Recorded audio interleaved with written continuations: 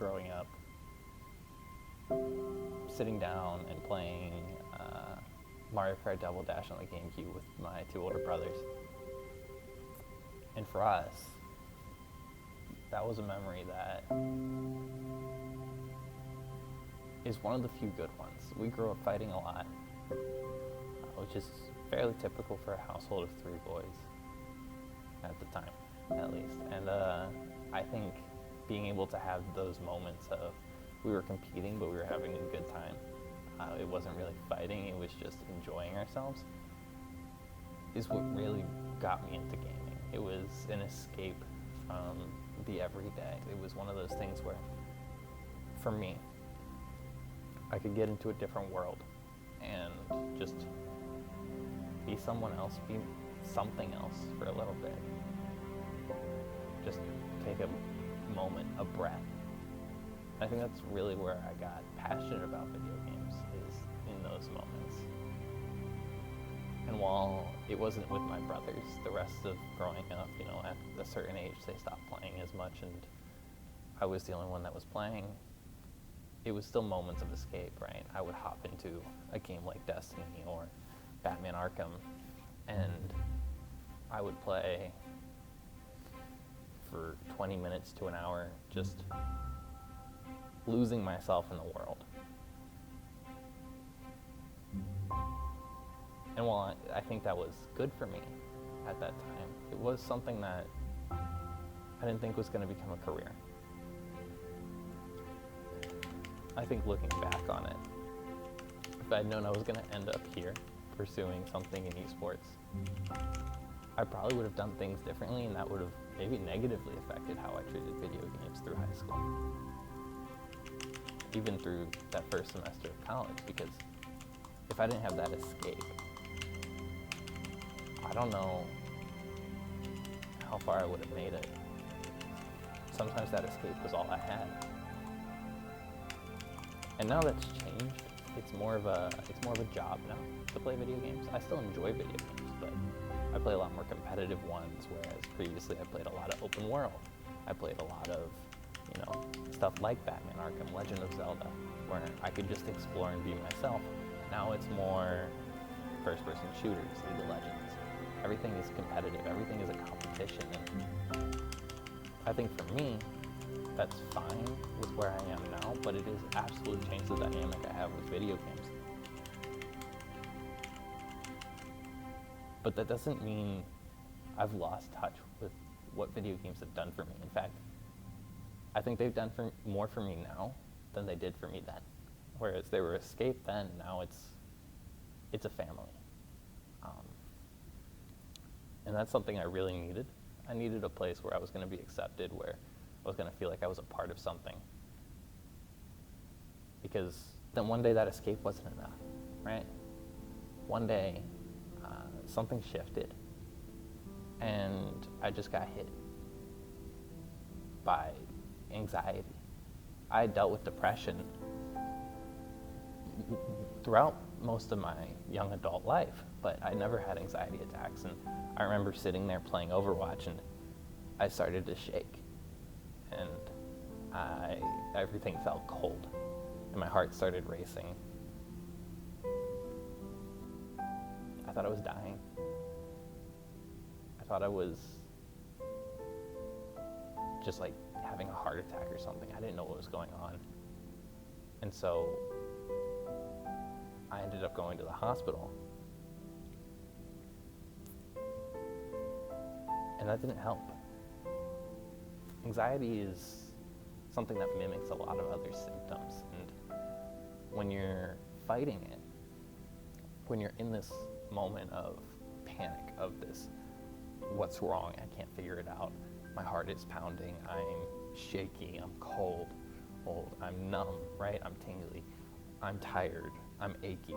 All these symptoms that come along with anxiety and that last past an initial 30-minute anxiety attack, you start to realize that life is kind of this fragile moment and you don't have any control. I wasn't dying, but for weeks at a time, for months at a time, I wasn't sleeping. I was walking around holding my fingers to my palm, always checking my pulse, worried that it would go over 80 beats per minute. I was scared to take showers. I was scared to work out. I was on 3 hours of sleep. I was skipping classes. Everything that I had, all that control, everything in my life that I had figured out fell apart. And with that came the realization that even though I wasn't dying, I could have these symptoms and be dying, or it could just be anxiety. And I wouldn't know which. And that was really scary because I didn't know why this was happening, and I didn't know how to fix it.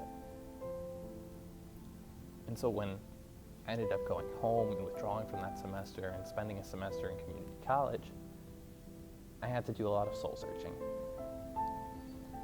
And with that soul searching came with coming out as transgender. And that's something I've spoken on before, what my experience being transgender in esports is. And I'm sure I'll speak out more on what my experience just being transgender in general is. But there also came a moment of, if I'm transgender, I can't be a pastor. And I don't want to be a pastor. I don't think I can go back to where I was. What do I do now? I didn't think esports was going to be the path I ended up going on. I looked to become a communications major, which is what I am right now. And visiting a random school in the middle of nowhere, Missouri, I got an offer to play video games for them. I mean, half my tuition, half of $35,000 or so to play video games. I thought it was a dream come true. I thought it was a joke at first. Little did I know it would lead me down a path that, if it hadn't, I would still be lost to this day, right? I'm in a situation where now, looking back, I'm in a good spot. I've learned a lot. I'm pursuing the career I want to pursue, what I'm passionate about, the place I love, and I have people that support me. I have a home, a family in esports. But I didn't know that at the time. I didn't even know this was an option. And it hasn't been an easy road. When I got to Culver, I not only had to deal with grinding to become the best player I could possibly be, but I also had to adapt to new circumstances. And I never really took a step back during that. I went into it as getting thrown into the deep end and worked my ass off to try and make something I was proud of, that we were proud of as a program. And then with some of the people I knew there, I started working as a coach in Overwatch outside of the program, outside of the school. And I kind of ran myself dry. But I met people along the way who helped me get to better spots, who helped me become a better coach, who helped me become a better person, who helped me become a better leader, and who, even though I don't talk to them every day, even though I don't talk to them for a month at a time, these are people that can pop up in my life and I'd be like, hey, I miss you, I care about you, and it'll feel like we never missed a step.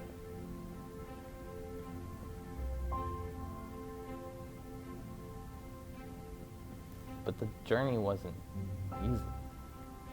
I ended up where I am right now because of those people. Coaching didn't work out for me. Being at Culver didn't work out for me. And based on some of my last videos and stuff, casting hasn't worked out for me. I haven't found my full footing yet in esports. I have been given great opportunities here at Grandview, and being able to work past my anxiety and feel like I have some level of control again, to find myself as a transgender woman, to find myself as a member of a community, as someone who can make something that is useful to esports, that I found my purpose and I'm learning and utilizing the skills that can get me there. to create content, to create stories, to make esports more approachable as well. And I think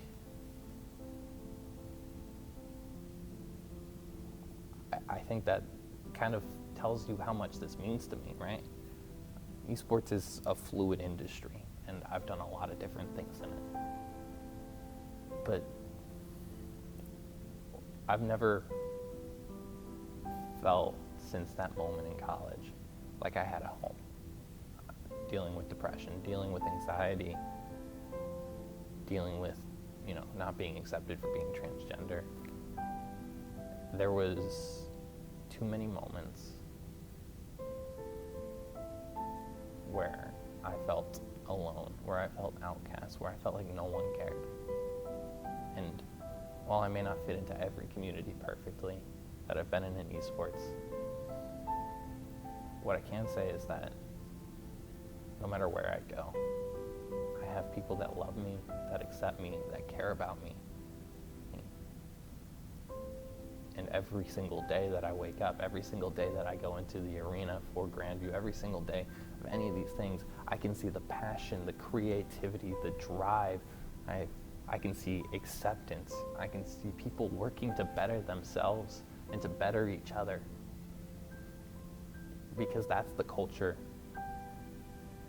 that we push at Grandview, and that's the culture that so many esports teams and communities that I'm a part of are fostering. Esports gave me a foundation. Esports gave me control of my life back.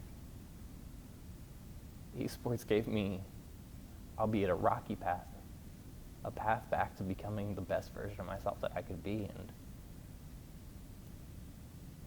people will say it's just video games. It's just a bunch of nerds playing games, but it's more than that. This is my home. And my goal is to keep pushing it and making myself better and the community better so that other people feel at home here too. We're not perfect. We have a long way to go. But this is something amazing, and I want the world to know.